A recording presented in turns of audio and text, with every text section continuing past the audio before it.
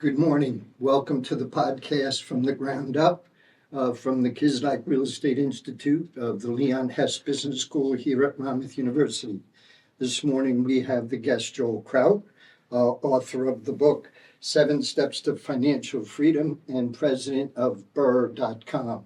And from the university we have a junior student, Jason Sherman, in the finance curriculum. Finance and real estate. Finance and real estate, better yet.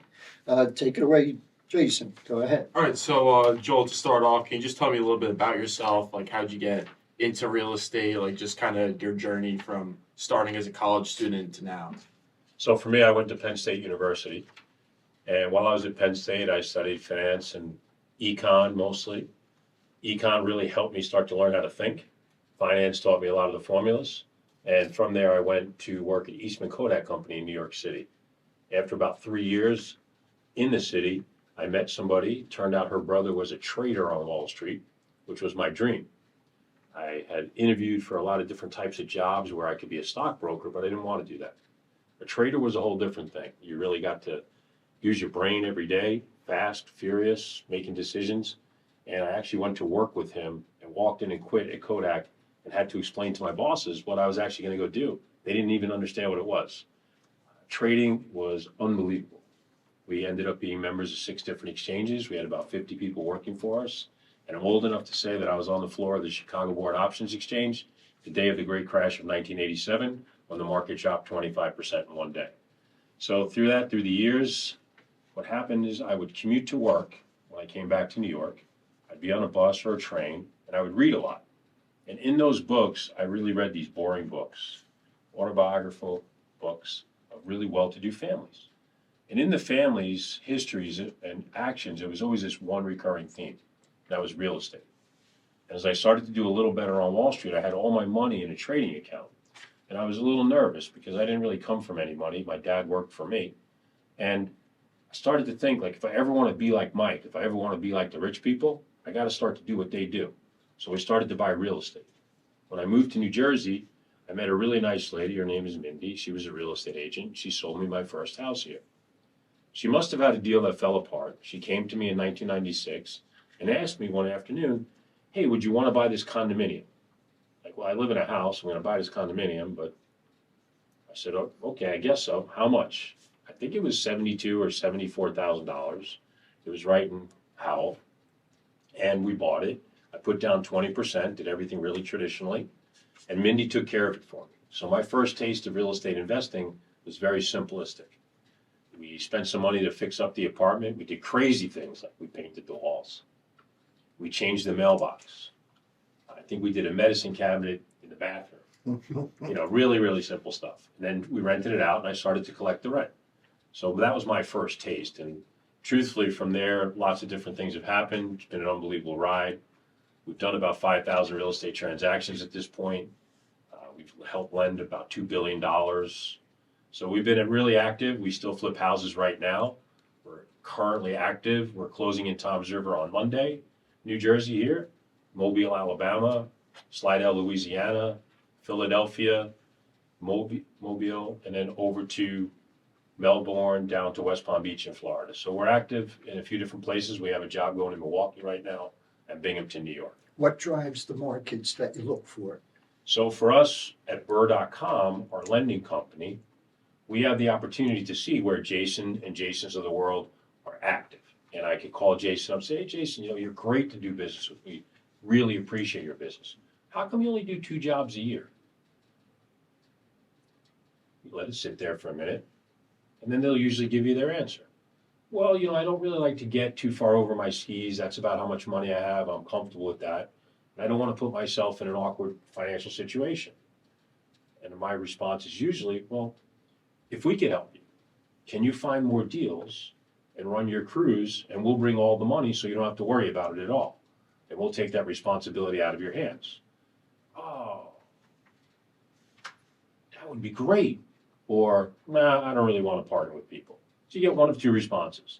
So in all the different places I just relayed, we are partnering with our own clients and helping them build their business. And at the same time, we have teams on the ground. We have local knowledge. We have hands-on experience with contractors, so we're not getting hurt by the local contractors, which saves us a lot of time, effort, and money. And I've already been bald, so I can't really do it again. I can't lose my hair over that again. So for us, that's a really important aspect of investing far away. We must have the teams on the ground in place first before we'll do it. So essentially, your customers, they'll come to you, and then they'll give you like the like kind of like the deals. Essentially, say like, hey, I have a few properties I'm looking to purchase or something along the lines, and then you'll say, I can supply you with the money. You're kind of like the middleman almost. So in those cases, a lot of times people are coming to us and they're asking for a loan. Okay. They're an investor. We lend to investors only around the country. We don't do any primary residence loans. So true investors, a person like yourself comes to us, pick Oklahoma City, Oklahoma, and they own a 2-family property. They want to either fix it up and then flip it, or they own it, or they want to buy it as a pure rental property. We're lending money to those types of operations. So we're making it pretty simple. Okay. Then I can see what you're doing over the course of the year, next 2 years. And in watching what you're doing, we're selectively picking the people we want to work with and then discussing it with them. Okay. And how is that different from, say, like getting a loan from a bank for, something in real estate? What's the difference between your company and, a bank, for example? So for us, it's very simple and straightforward. Okay. We can make a decision and tell you you're approved during this conversation.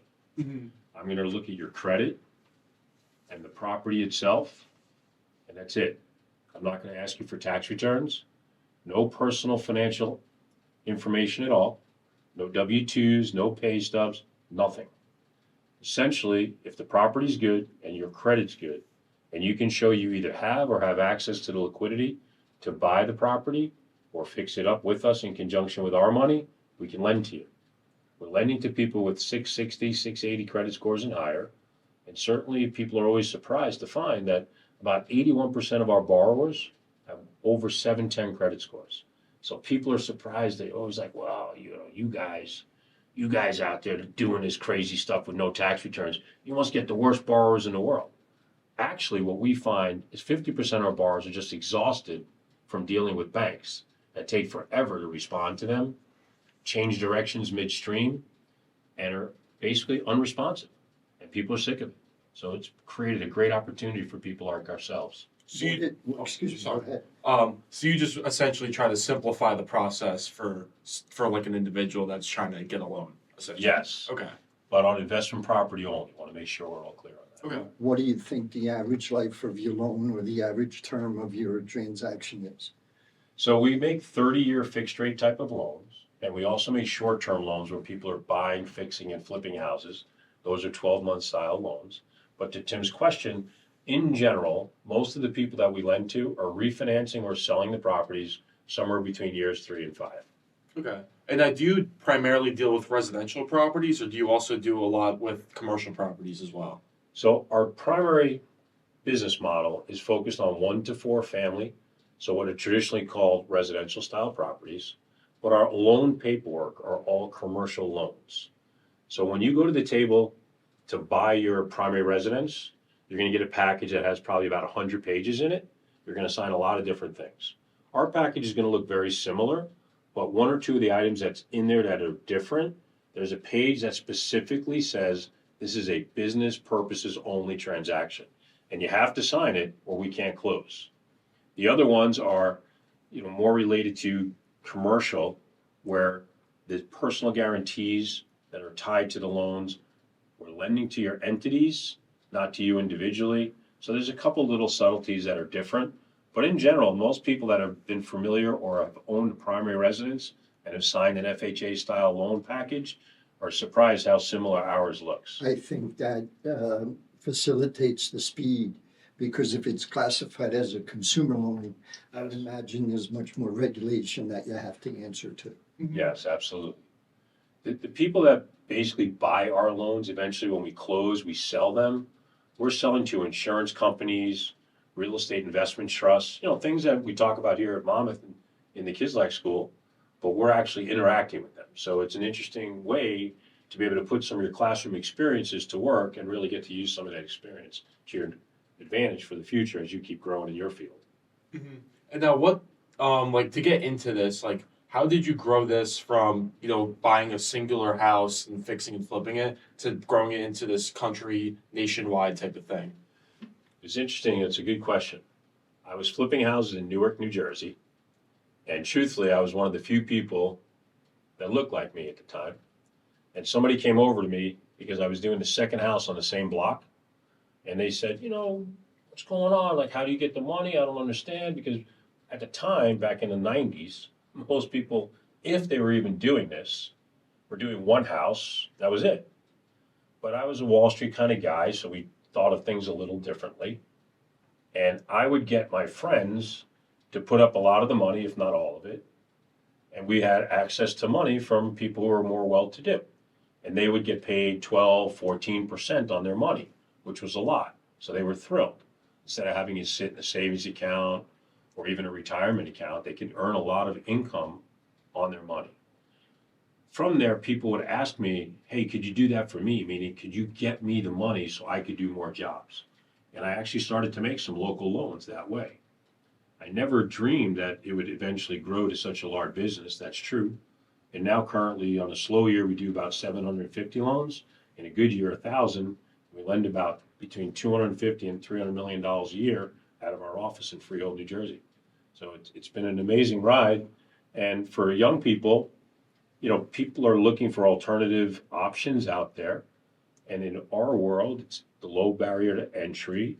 We're not like big banks that only recruit at certain schools. We're really looking for people who are hungry, who want to work, who come from households that are more entrepreneurial and maybe haven't been subjected to some of all the same old school rules that everyone else has been. And we find that those types of people are exceptionally successful. They really want it. And that makes a big difference for all of us. Was there ever a case where one went wrong and maybe you think about what you could have done differently? Yes, absolutely. One of our biggest oops, for lack of a better term, was in California. Now, we're based in New Jersey, and we made a loan in California. We make a few loans a year in California only. But there's tons of people like me across the country, and when a request comes from you 3,000 miles away, that should be one red flag, right? Then doing your due diligence. You can never not do it. And unfortunately, in the real estate world, as many hours as you're going to put in the school, and they're going to teach you some great, great things. You're going to meet so many people out there in the world, and you're going to ask the basic question, like, what really got you into the deal? What was interesting to you? And you're going to say the same old thing. It's unbelievable how many times I hear this. Well, my friend said it was a good deal. Like the biggest expense they're ever going to do in their life. And their friend said it was a good deal. But do you have a car yet? I do have a car. Do you remember getting the car? I feel like I got the car a few years ago. Okay. Did you negotiate for it? Oh, no, it was actually given to me. Okay. Well, as you get older and keep going, you're going to see time and time again when people go to the car dealership, they got the Carfax, MSRP, sales memorabilia, not memorabilia, but sales material from 9 different places. And they're going to spend 5 to 8 hours with all the people in the car shop, and they're negotiate for like $9, $10 a month. But the house for 400 grand, they bought it because their friend said it was a good deal, right? But you're going to see that no matter how many things they teach you in school here about how to do your due diligence properly, and you will because you're educated and prepared. But most people are not, and unfortunately, they take that shortcut and they put themselves into a situation they shouldn't be in. But unfortunately, you can't be half pregnant, so you got to do it beforehand. I'm going to circle back to something you said very early on when you started as a trader, and it taught you time management and that everything needed to be done yesterday. Certainly as a student, that's one of the things that you need to learn and have a learning curve for, with not just assignments, but as you get into the professional world. But touch on that a little bit, because I think that was one of the greatest lessons you spoke of. So. Well, I think for me, I learned it from other people that were successful. What I find out there as I travel around the country and meet people, you have 2 types of scenarios, right? You have the people that quote at the top, and that's wide open. There's tons of room for you to join that crew. And if you watch podcasts, if you watch Instagram, you go on YouTube, you watch it online, the people that are more well-known well-to-do, successful, whatever you want to call it, and however you view it, they're constantly laying out the playbook of what you need to do to join the group, right? On the other side of the coin, unfortunately, resources are scarce and people are fighting each other for their piece of it. So I think you have to make a decision early on in life, which crew do you want to be part of? It's not so easy because depending on where you come from, your background, all that good stuff, you have to make these hard decisions. And the earlier in life you learn to make those, the more successful you can be, both immediate, intermediate, and long term. For me, I learned that from other people, even some of my own clients. What I learned to do was actually take 10 minutes at the end of every day, no matter how busy I was, how many times I talked to whomever, and I take my notebook and I actually write down the to-do list for tomorrow, and I try to prioritize the 3 most important things. And then there's a famous author and speaker named Brian Tracy. He has a book called Eat That Frog. And basically you eat the frog. You do the hardest thing first. It makes the rest of the day easier.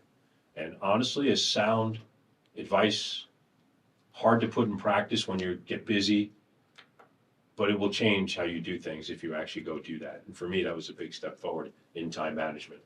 And now that you're on more experience, you have a few decades of experience in working in in like Wall Street and then now in real estate. What's a piece of advice you'd give to someone like my age of that's still in college, like kind of getting ready to move on to the next phase of their life? Like, what's a piece of advice that you would give to them to help them be successful in whatever they want to do?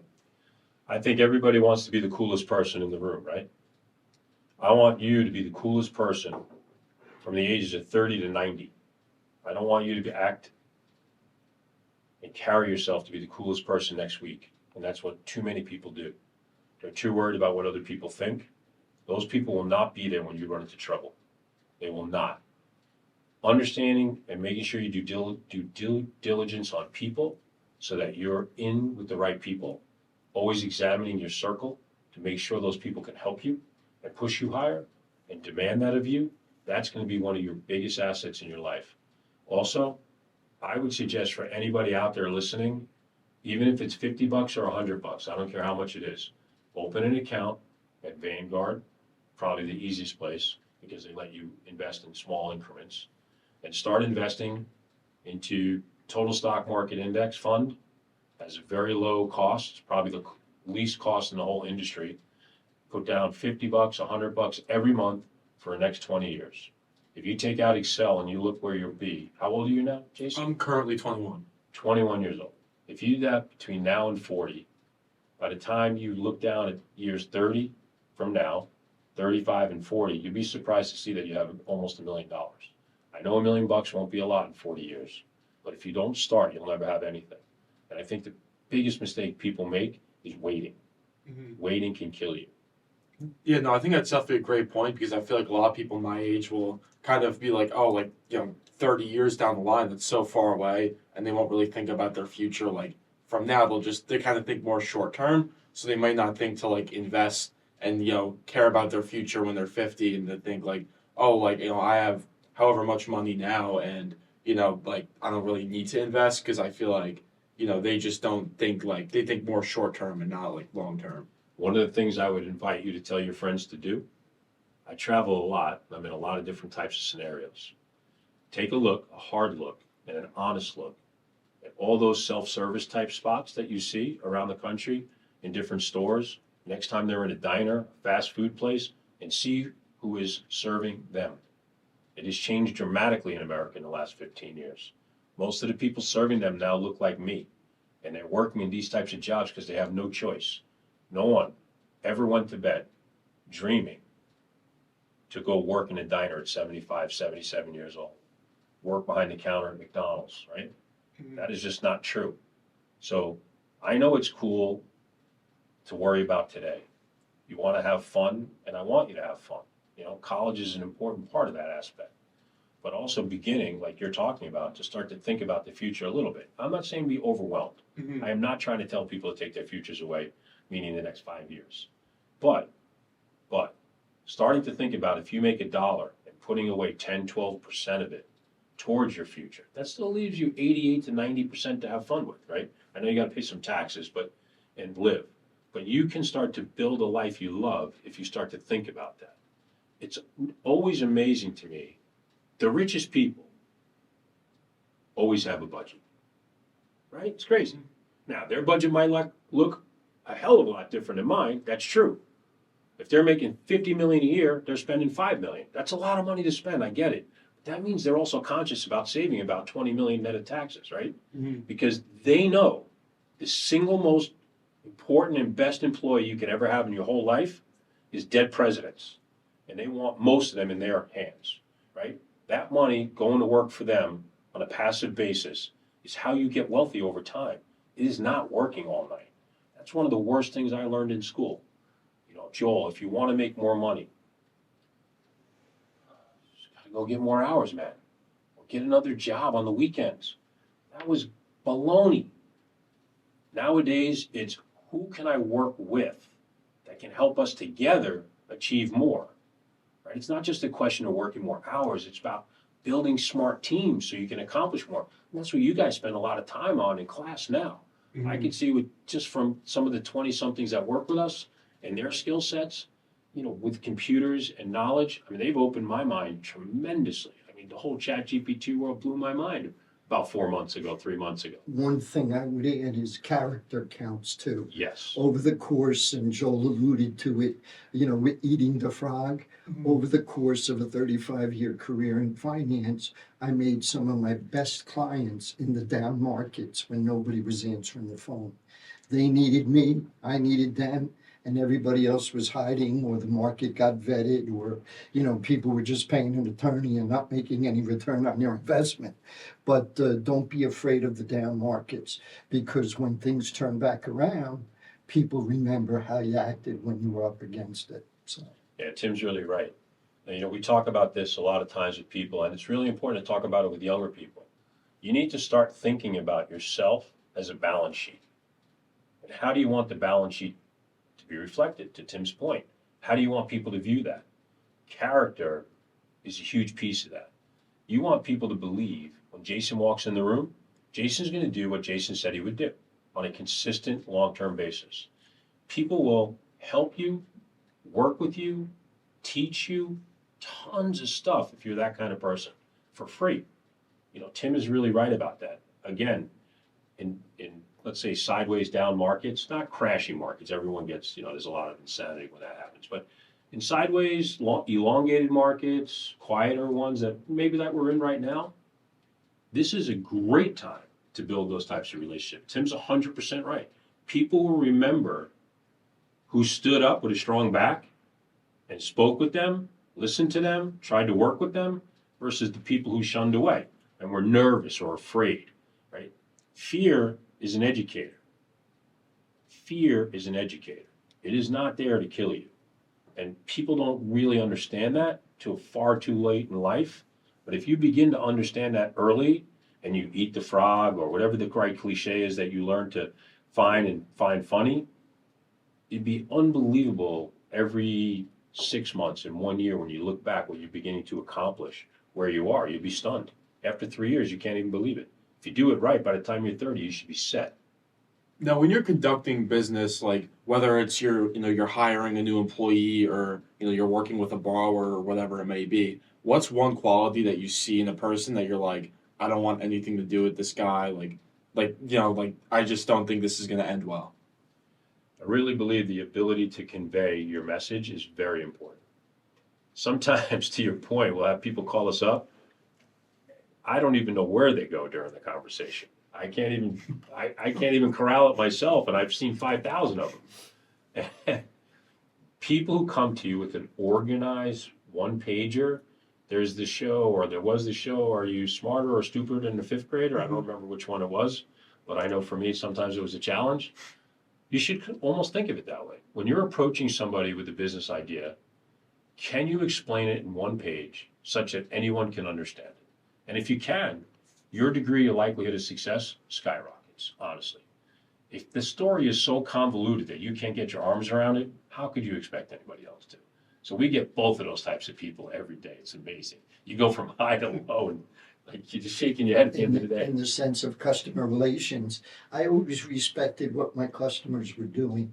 And most of the time, I would get things accomplished within 15 minutes over a cup of coffee at 8 o'clock in the morning before their phone started to ring, more than I would ever get accomplished for interrupting their day and going out to lunch and things like that. So you have to respect what the process is and what they're up against. And that leads to success as well. So Absolutely.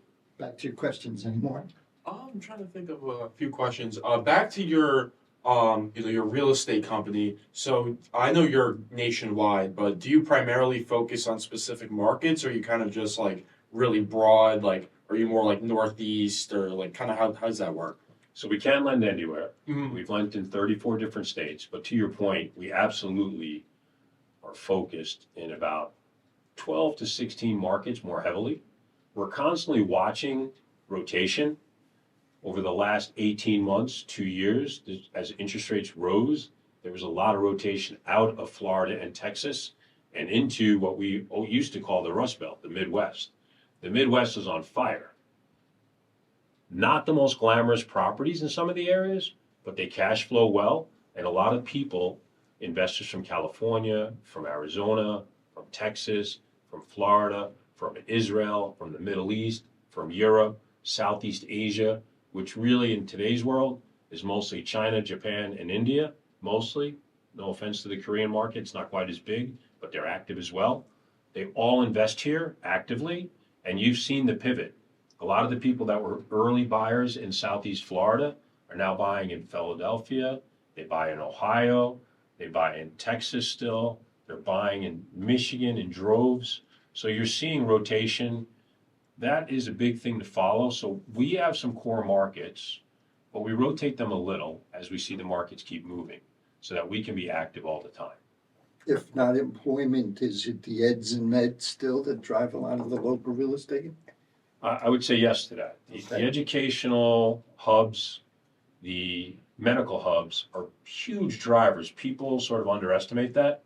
But as you see those types of institutions growing, a lot of times their budgets don't account for the growth in housing, and that brings entrepreneurial opportunity to those areas. So in some of the areas we operate, we will actually only buy next to or near the schools and the hospitals. We won't buy in other parts of the community because it's harder to operate well and truthfully get the better quality tenants.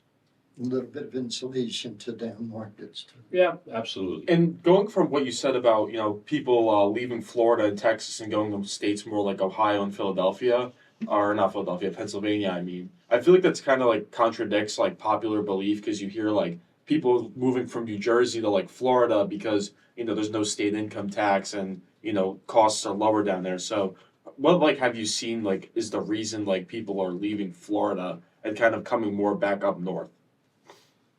Well, when you say back up north, there's a lot of migration from Florida back to the Carolinas right now Okay. because it's sort of the midpoint of income taxes. Mm-hmm. South Carolina, I think it's either 3 or 4% of a state tax. Not sure what it is in North Carolina, but I know it's a lot less than the Northeast.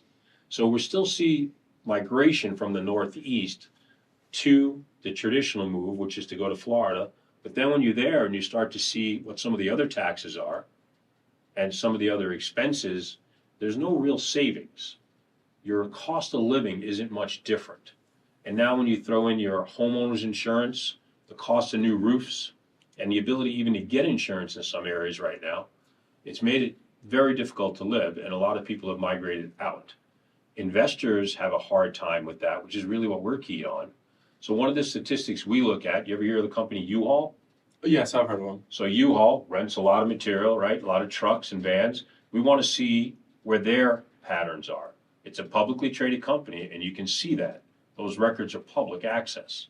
So I can see where people are renting and moving to and from all the time.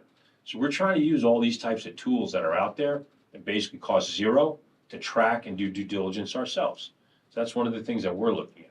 I feel like that's kind of like a way, like, I feel like people wouldn't think to do business, like, kind of that way and, like, look at, like, oh, like, what, like, U-Haul is doing, like, where are people, renting, U-Haul trucks more? Like, I feel like that's kind of a creative way almost to kind of like conduct your business to kind of see like what are the big markets right now? Well, a lot of people have accused me of being a lot different than other investors. I like to use very simple things. You know, one time it would be great if I could come to the class and just talk about some of the ways that we do due diligence that might be different than a textbook. But I like the big three. I love McDonald's, Burger King, and Wendy's. I've traveled with agents in cars. I paid them $200 to drive me around their city for 4 hours, and I'll count them off. You know, one McDonald's, two McDonald's, three, and the constant their response was, "Well, you're a little chunky, so you must really love the fast food." And I'm thinking to myself, well, you're just an idiot because those guys spend billions in demographic studies. And the last I checked, if there's multiple fast food places, that tends to dictate that there's rental population. I'm looking for these synergies, right? I'm looking for cranes in the streets doing road work, right? Expanding roadways, expanding hospitals, expanding schools. I'm looking for really simple things. I am not looking for esoteric nonsense that people spend tons of money in think tanks to write about. They're writing about them after the fact, never before. You don't get rich after the fact. You get rich before. Plugging in early in these areas, seeing and recognizing what's going on is going to be the key to your success. Those things cost zero. One of the tricks, go into a police station locally in a city you've never been in before. The police are civil servants. They have long-term pensions, good ones. But the police people are also intelligent. They are augmenting their pensions by buying real estate, investment real estate. Most people don't realize it. So I walk in and ask, hey, what are the two parts of your city, Jason, that you would not invest in? Some people say, oh, I can't answer that question, but some will. And who better to know where the bad parts of the city are than the people who run it? And I don't want to go invest in the bad part of the city, right?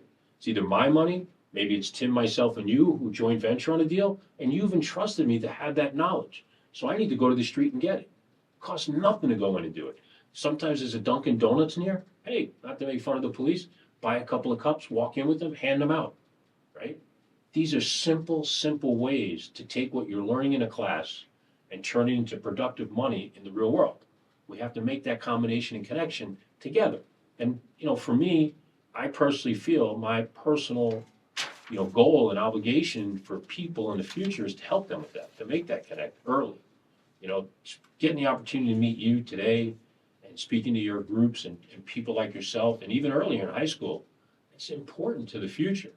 And helping people understand how to begin to think differently and outside the box. That's the key to their success in the future. So how, what I'm trying to say is like, how important were these unconventional kind of practices? Because no one would really think to go look at how many McDonald's or Wendy's are like in a specific area. How important were those unconventional methods into growing your business into what it is today? They've been super important, honestly. Conventional wisdom can help you. It can get you somewhere, but it's never getting you to where you want to go. If you're not willing to begin to evaluate risk and understand how to optimize between different opportunities, you're never going to achieve to the levels that you dream. You have to be willing to accept some failures. You can't be afraid of that. That is tuition in the real world. That's all it is. It's not a death sentence. It's not a killer.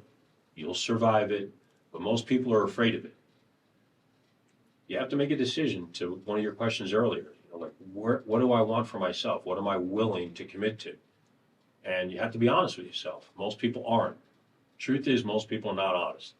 They're kind of interested in something when it's easy, but they're not committed to it when it's hard. And for all of us, especially if I was a 20-year-old in today's market, I'd be thinking about the type of life that I want, and then what do I need to do to maximize my opportunity, right? I think that's crucial for people to be thinking about. What really makes you tick inside? Who are you? And spend time thinking about that. And then don't be afraid to pursue that. Don't listen to guys like me who tell you, Jason, man, you'll never make enough money doing that. Those careers don't pay X. You'll never do it. Bill Gates never sat around and thought about how much money he was going to make, right? There's billionaires all over the world that never sat around thinking about how much money they were going to make. They thought about doing exactly what they loved every single minute of every single day, all in. When you do that, you'll accomplish to levels that will change your life and the people around your lives and your families and your legacy for your future. And that's what it's about, man. That is the cool thing. That's about being the coolest person in the room from your 90 to your 30. We'll end on that nugget of wisdom. And thank you to Jason Sherman. Thank you to Joel Kraut. And we'll see you again next time on From the Ground Up from the Kislak Real Estate Institute. And thank you to Amboy Bank, our sponsor for this episode. Thank you. Thank you.